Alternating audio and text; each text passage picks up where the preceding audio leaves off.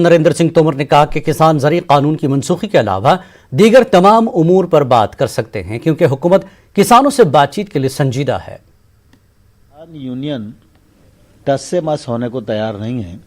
लगातार उनकी एक कोशिश है कि तीनों एक्ट को रिपील किया जाए।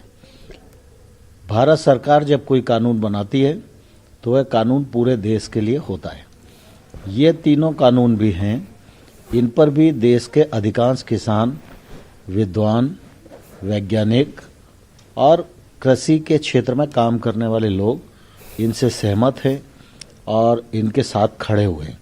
हमारी अपेक्षा है कि किसान 19 तारीख को क्लॉज बाय क्लॉज चर्चा करें, वो रिपील के अलावा क्या विकल्प चाहते हैं वो विकल्प सरकार के सामने प्रस्तुत करें, तो सरकार जरूर पूरी गंभीरता के साथ उनकी समस्या पर, उनकी आपत्ति पर विचार करने को खुले